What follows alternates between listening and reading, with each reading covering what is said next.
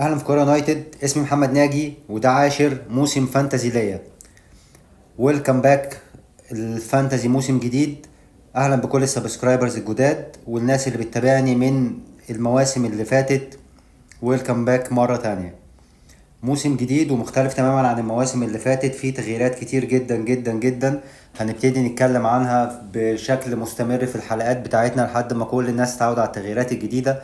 الخبر الاساسي في التغييرات الجديدة ان عرفنا يبقى مسموح لك بفري 5 ترانسفيرز، ان انت تسيبهم. كنا الاول عارفين ان اقصى حاجة بتشيلها 2، ما بتقدرش تشيل اكتر من كده. دلوقتي بتشيل 5.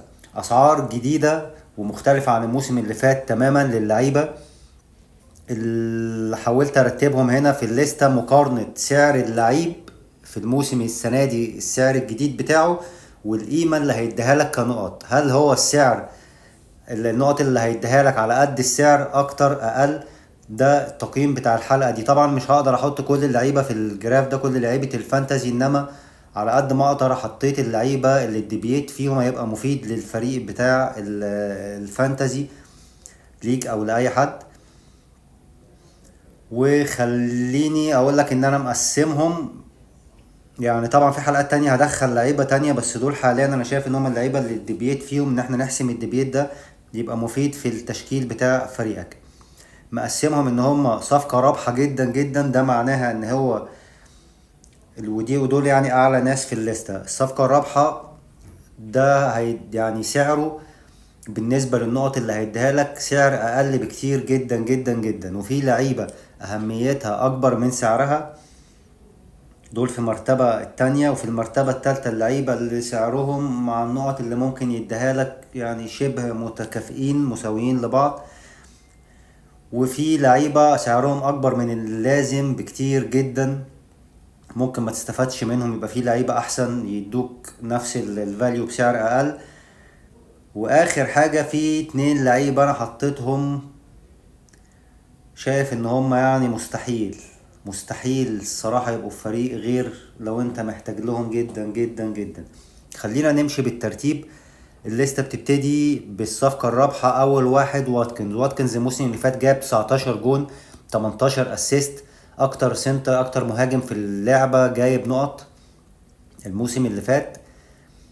سعره السنة دي نازل ب9، هيبتدي الموسم بسعر 9. انا شايف ان بالنسبة للفاليو بتاعته 9 ده سعره كويس جدا جدا جدا. ده اقل من هالاند بحوالي 6 مليون، وهو جاب نقط اكتر من هالاند الموسم اللي فات. فدي يعني واتكنز انا شايف ان هو ماست هاف.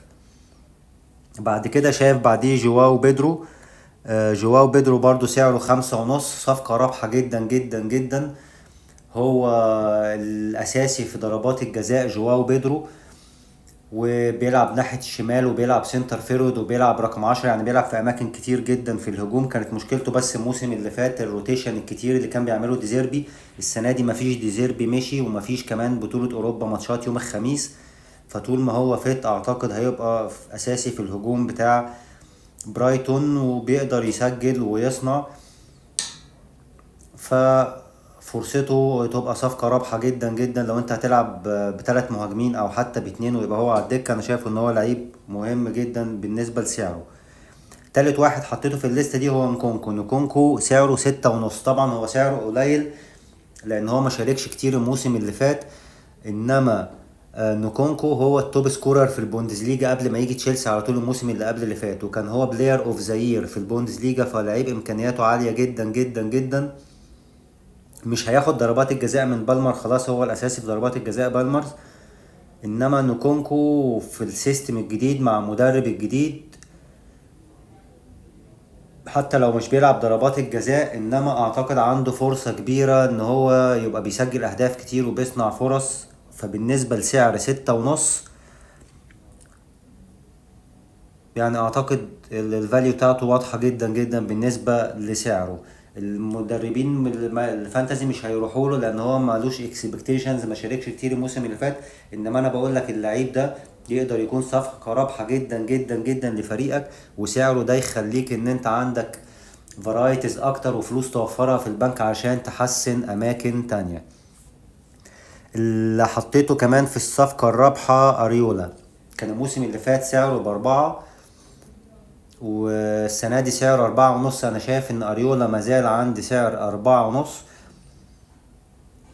شايف ان هو سعره كويس جدا اريولا. يعني تقريبا الموسم اللي فات غاب 7 ماتشات ما لعبهمش، وبالرغم من كده هو تقريبا السادس جول كيبر على مستوى النقط، وعامل كلين شيت كتير جدا. لو كان كمل الموسم كان ممكن يبقى بينافس كمان بيكفورد ورايا على الجولدن جلوف.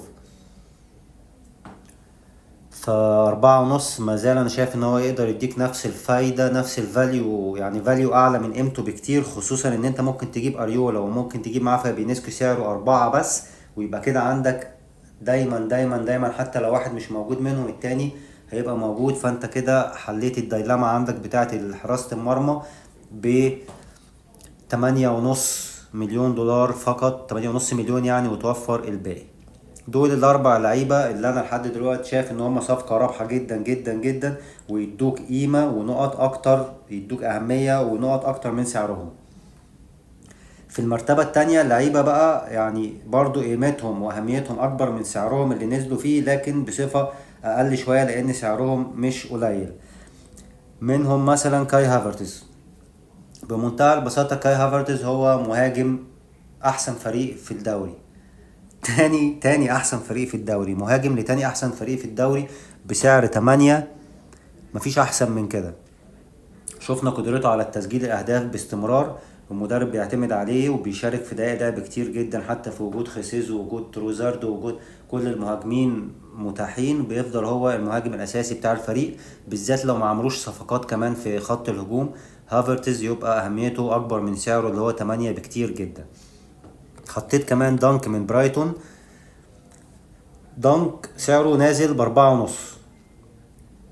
بالنسبة للقدرات بتاع الدانك اللي احنا شفناها قبل كده في الفانتازي في التسجيل في الكور العالية، الصراحة هو كورة لازقة في راسه، لعيب اساسي وبيلعب في راسه، بيلعب براسه حلو جدا.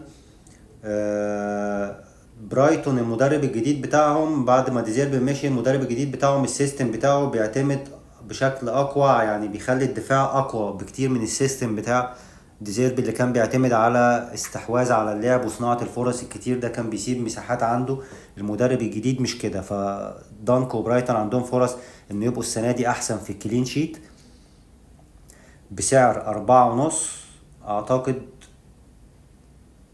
اهمية وفاليو اكتر من سعره بشكل ما. نفس الكلام جوهي برضو كان بيلعب مع منتخب انجلترا في اليورو ماتشات كلها، كمان كريستال بالاس الموسم اللي فات عامل كلين شيت حوالي 10 كلين شيت، عامل 10 كلين شيت فعلا.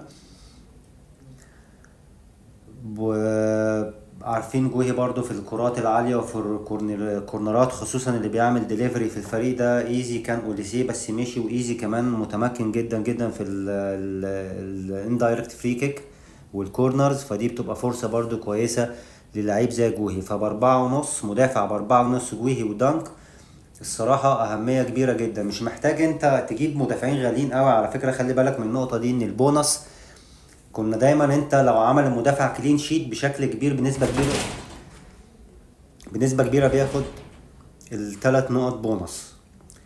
في نظام السيستم، في السيستم الجديد بتاع البونص السنة دي الأفضلية للمهاجمين، لأن المهاجمين هياخدوا بونص بوينت على الشوتس اون تارجت، وهياخد كمان على كل مرة يتعمل عليه فاول هياخد نقط. فالسيستم الجديد بتاع البونص بوينت سيستم معمول بشكل ان هو يدي أولوية وأفضلية للمهاجمين لو سجلوا او لو عملوا الاتشيفمنتس اللي هي بتاعه زي ان هو يشوط اون تارجت كتير او يتعمل عليه فاولات او طبعا يسجل او كذا، فهيبقى افضليته ياخد ال3 بونص.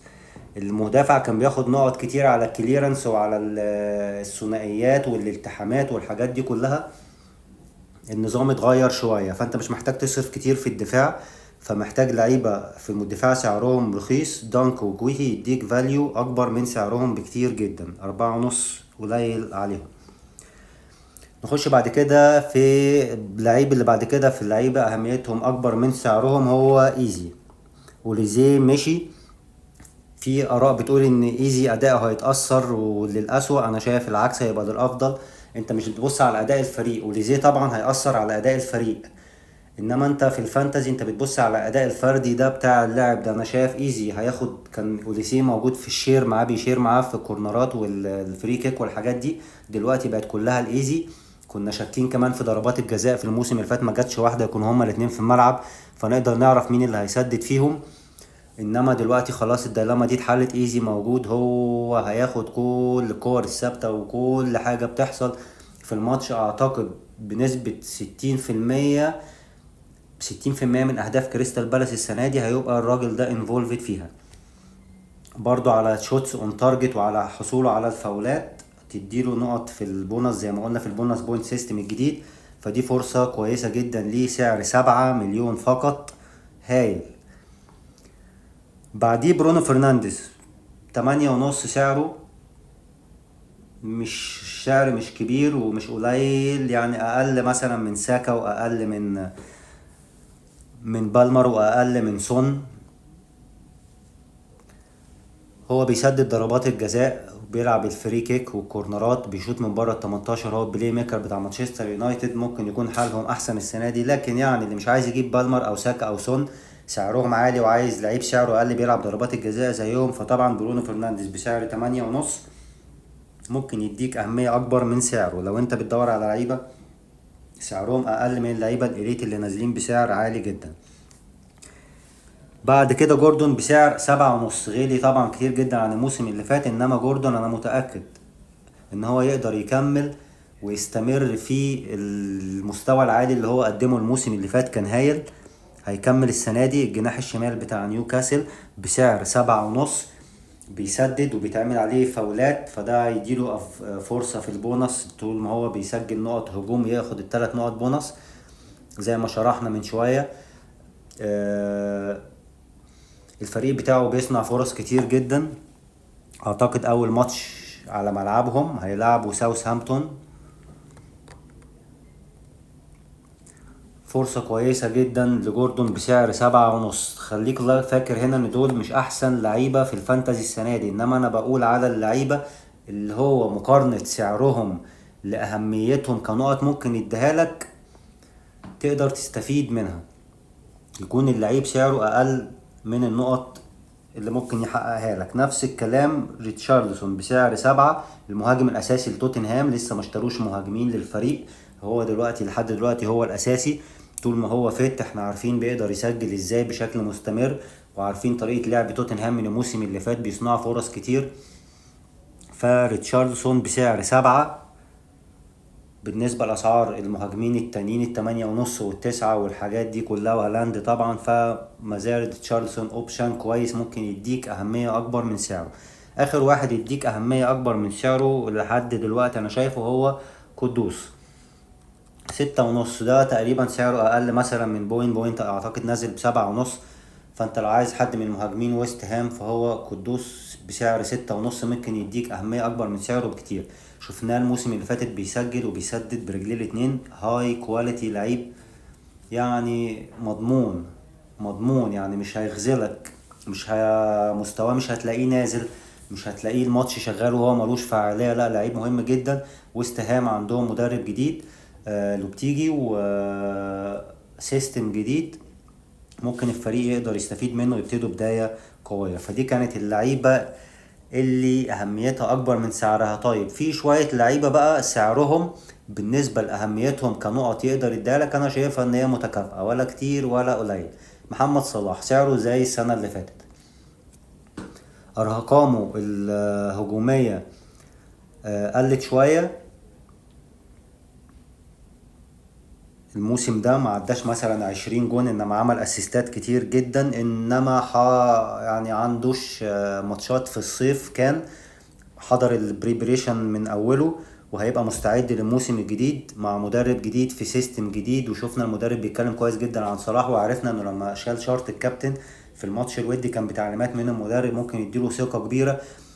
مش متأكدين كمان السيستم الجديد ممكن يخليه قدام هو اخر واحد يفنش يبقى سنتر فيرود، ممكن يبعدوا شوية عن الهجوم لسه ما نعرفش، انما هيبتدي الموسم قصاد إبسويتش تاون بره ارضه ماتش، يعني ممكن يكون فرصة كبيرة جدا ان صلاح يبقى الكابتن. بسعر 12.5، وهو بيسدد ضربات الجزاء واهم مهاجم في الفريق، اكتر لاعب في الفريق من المهاجمين يقدر يلعب دقايق لعب، ف 12.5 اوكي. نفس الكلام بيكفورد 5 كويس جدا لبيكفورد. بيكفورد الموسم اللي فات هو التوب سكورر جول كيبر، اكتر من رايا بحوالي 18 نقطة.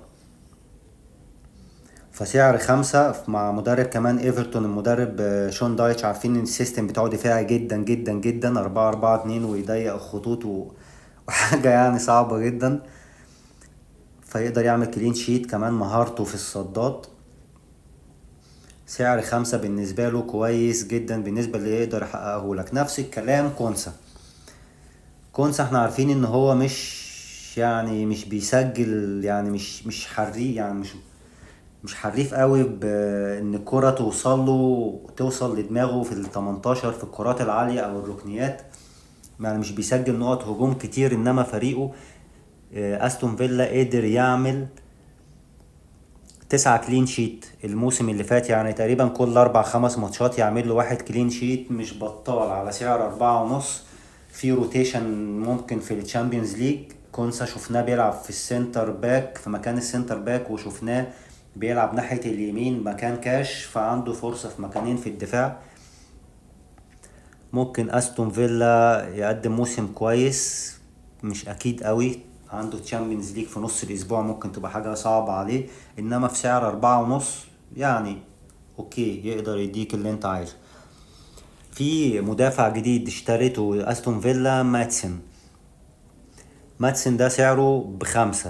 هل هو كتير هل هو قليل؟ لا، انا شايف ان هو متكافئ. ماتسن هو جاب جونين و2 اسيست الموسم اللي فات في البوندز ليجا. باك شمال جديد مع يوناي امري، هو اعتمد شوية على لوكاس دين، ما جابش معاه. حاول بعد كده يعتمد على اللعيب الاسباني التاني، اسمه مش حاضرني دلوقتي برضو، انما باك شمال جديد ممكن يكون ليه فاعلية مع الفريق بسعر 5 لفريق عامل 9 كلين شيت الموسم اللي فات، برضو فاين. بس لو هجيب حد من دفاع استون فيلا فهي كونسا، يعني كونسا ب4.5. لو انت عايز لعيب ممكن يكون بيبقى عنده فرص هجومية اكتر فهيبقى ماتسن بسعر 4.5. برضو في الدفاع سعر مناسب جدا جدا جدا جدا لديفيز، وهو واحد جايب جونين الموسم اللي فات و21 اسيست مع ابسويتش تاون في الشامبيون شيب. 21 ما كانت كورسات، وبيلعب الاندايركت فري كيك والكورنرز. ما كانت كورسات، طول ما الفريق ده بيجيب اجوان تأكد ان الراجل دافيز ده هو اللي بيصنعها. وقت التسجيل كمان لو احتاجت منه مهارة التسجيل هتلاقيها موجودة. فهو عمل كلين شيت مش كتير اول الموسم اللي فات، 15 كلين شيت. بيلعبوا ماتشات كتير اكتر في كتير بكتير في الشامبيون شيب، ممكن يكون 48 ماتش اعتقد. ف15 كلين شيت ده برضو تقريبا كل 4 ماتشات او 5 ماتشات يعمل 1 كلين شيت، نسبة مش بطالة. فسعر 4.5 عند دافيز متكافئ جدا، ويديك النقط اللي انت عايزها. في نفس فئة اللعيبة اللي يديك نقط اللي هو سعرهم متكافئ مع الأهمية اللي هيديها لك، في لعيب مدافع هارود من ساوث هامبتون، مع الفريق مش عامل كلين شيت كتير في الشامبيون شيب، 12 كلين شيت برضه نسبة قليلة جدا في الشامبيون شيب، انما سعره ب4 اساسي مع الفريق. ممكن يكون عندك على الدكة وتعتمد عليه. اعتقد برضه في مدافعين تانيين ب4 في ليستر سيتي فايس، بس يعني ليستر سيتي دفاعهم سيء جدا الصراحة، مرضيتش احطه في الليستة دي. كمان هما بيركروتوا حد سنتر باك جديد، ليستر سيتي سعره ممكن يكون 4 برضه، فده هيأثر على مكان فايس ممكن. فلحد ما يركروتوا اللعيب الجديد نشوف هيحصل ايه في دفاع ليستر سيتي. اخر واحد في الفئة اللي هي سعرهم متكافئ مع الاهمية بتاعتهم هو ايت نوري. شفناه الموسم اللي فات بيتواجد في اماكن هجومية كتير جدا، نفس المدرب موجود، نفس السيستم، نفس كل حاجة. كان في فرق حتى كبيرة عايزاه، مانشستر يونايتد كمان مثلا كانوا عايزينه. ايت نوري معرفش هيفضل في ولفرهامبتون ولا لا. لو راح فريق من التوب 5 او التوب 6 بسعره 4.5 ده هيبقى اكتر من هايل. طيب دي اللعيبة اللي هي صفقة رابحة جدا مش هتندم، واللعيبة أهميتهم أكبر من سعرهم، واللعيبة أهميتهم مكافأة لسعرهم. عايزين نخش بقى على كل الناس مستنية نتكلم عن هالاند. هتكلم عن اللعيبة اللي سعرهم اكتر بكتير جدا من اللازم. هالاند سعره 15، كتير جدا جدا جدا جدا اكتر من اللازم، برغم ان هو صم يعني مستريح في الصيف ما عندوش ماتشات، وبرغم ان كيفن دي بروين ممكن يكون جاهز في اول الموسم، انما سعره كتير جدا. هو الموسم اللي فات جاب 26 جون، اقل من الموسم اللي قبليه. ابتدى بفوق ال 30 جون وبعد كده نزل. عنده برضو فيتنس ايشو، مش بيقدر يبقى موجود طول الموسم، واعتقد هتتكرر كل موسم.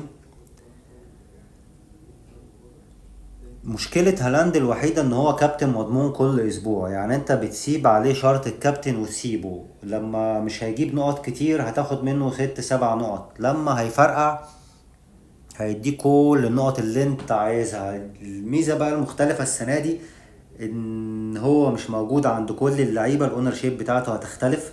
السنة اللي فاتت كانت معدية 85%.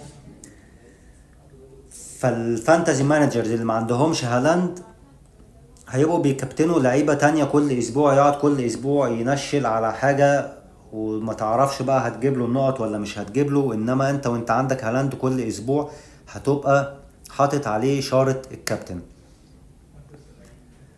ان انت تختار كابتن كل اسبوع وتغير طبعا حاجة صعبة ومش مضمونة وديلاما صعبة جدا جدا. هتلاقي نفسك مثلا الاسبوع ده كابتنت صلاح، الاسبوع اللي بعده بتكابتن فودن، الاسبوع اللي بعديهم بتكابتن ساكا. هتلاقي ساكا مديك نقط في الاسبوع اللي كابتنت فيها صلاح، وصلاح اداك نقط في الاسبوع اللي كابتنت فيها فودن، وفودن اداك نقط في الاسبوع اللي كابتنت فيه كذا، وهكذا. فتفوتك النقط، تحصيل النقط بتاعة الكابتن غير، وانت برضو بنسبة ما مثبت الكابتن.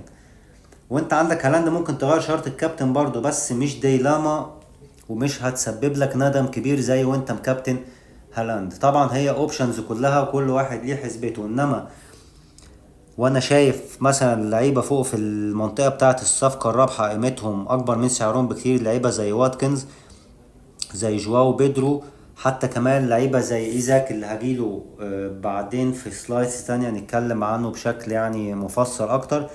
فانا شايف ان هالاند سعره اكبر من لازم بكتير. تقدر تستغنى عنه الموسم ده، ايوه تقدر تستغنى عنه الموسم ده من غير ما تكون قلقان، لسببين. اول سبب ان الاونر شيب بتاعته مش هتبقى عاليه قوي زي السنه اللي فاتت، فمش هيأذيك، مش هيسبب لك دامج جامد لو هو حقق نقط وهو مش عندك. تاني حاجه ان سعره عالي جدا، انت تقدر تجيب بسعره المهاجم الاحسن وبعديه بسعر اقل هو واتكنز. هتوفر 6 مليون. 6 مليون رقم كبير جدا تقدر تحسن بيه السكواد بتاعك. فانا عشان كده شايف هالاند سعره الصراحة اكتر من اللازم. توني 7.5، عارفين مهارة توني وموهبته الكبيرة، انما 7.5 بالنسبة للموقف اللي هو فيه يعني. هو الموسم اللي فات جاب 4 اجوان وعامل 3 اسيست. ما لعبش كتير، ما لعبش كتير، بس لعب 17 جيم. 17 جيم جاب فيهم 4 اجوان و3 اسيست، وكان في ضربة جزاء ضيعها. كتير عليه كمان. اعتقد توني برضو مانشستر يونايتد اعتقد قدموا عرض لبرينتفورد لو راح مانشستر يونايتد ب7.5. لعيب هايل، مهاجم هايل هايل، موهبته ومهارته يعني ما تبعدش كتير عن الجول سكورر زي هاري كين مثلا. انما لو راح مانشستر يونايتد، برونو بيشوط ضربات الجزاء. برونو احنا عارفين ان هو مش اناني، ممكن يسيب ضربات الجزاء لمهاجم الفريق الجديد، ممكن يعني. لو راح مانشستر يونايتد نبقى نتكلم تاني عن توني، انما لحد دلوقتي سعره اكبر من لازم. ماتيتا نفس الكلام 7.5. هو كان اوفر هايب الصراحة اخر الموسم اللي فات. هل ده مستواه؟ هل هيقدر يستمر في المستوى ده؟ هنشوفه. انما لحد ما نشوف سعره الصراحة 7.5 كتير جدا. ممكن ب5.5 تجيب لعيب زي جواو بيدرو، او 6 تجيب لعيب زي نونس بتاع فولهام، لكن 7.5 كتير قوي على ماتيتا، مش بيشوط ضربات الجزاء. فان دايك ارقامه الهجومية مش عالية، الفريق برضه حالته مش مستقرة، مدرب جديد وسيستم جديد. هل هيفضل الفريق بنفس الصلابة الدفاعية؟ في كلام كمان عن الرايت باك، هل هو هيبقى ارنولد، هل هو هيبقى برادلي، السيستم هيبقى شكله ايه؟ بالنسبة ل6 مليون انا شايف فيه مدافعين اكتر بكتير. بسعر 6 ممكن يكونوا مفيدين. مدافعين ارسنال، ممكن جفارديول كمان. حتى المدافعين اللي هنا قلنا عليهم اهميتهم اكبر من سعرهم زي دانك وجويهي ممكن يكونوا مفيدين اكتر من فان دايك. الاربع لعيبة دول سعرهم اكبر من اللازم بكتير جدا. يفضل 2 لعيبة سعرهم الصراحة مستحيل. ولو ان ارنولد ممكن يبقى رهان عالي قوي قوي قوي، بس ممكن يبقى مؤذي جدا لو الرهان خسر، وممكن يبقى مفيد جدا جدا لو الرهان كسب. مؤذي لان هو سعره عالي، يعني لو جبته هيعطل لك اماكن كتير في التشكيلة. انما مدرب جديد برضو سيستم جديد، وارنولد مضطرب جدا موقفه بسبب البوزيشن بتاعه. هيلعب رايت باك، هيلعب في نص الملعب مع منتخب انجلترا. بدأ بطولة اليورو وبعد كده ما كملهاش ونزل ماينور، لعيب اللي هو يعني لسه جونيور، كمل في نص الملعب. فممكن يبقى تحدي جديد لأرنولد، سواء هيلعب رايت باك او سواء هيلعب في نص الملعب. تحدي كبير ليه الصراحة وحاجة صعبة جدا. الموسم اللي فات ارقامه الهجومية كانت اقل عن الموسم اللي قبله عن الموسم اللي قبله. كل موسم ارقامه الهجومية عمالة بتقل. بسعر 7 مليون، لا كمان احنا لاحظ ان في البونص بوينت سيستم المدافعين مش هيدوك نقط البونص زي ما انت كنت فاكر. يعمل كلين شيت فخد النقط 3 نقط بونص تلاقيه عندك 9 نقط، تفرح وتتنطط. لا، مش هيحصل كده، لان الاولوية السنة دي في البونص بوينت سيستم للمهاجمين. شوت اكتر، اون تارجت تاخد نقط اكتر، يتعمل عليك فاولات تاخد نقط اكتر، تاخد نقط اكتر.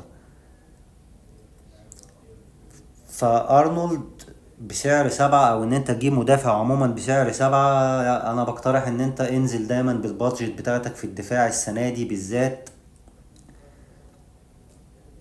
لازم تنزل بالفلوس في الدفاع بتاعك، مش هيديك زي ما انت ما عايز او زي ما انت كنت بتاخد منهم السنين اللي فاتت.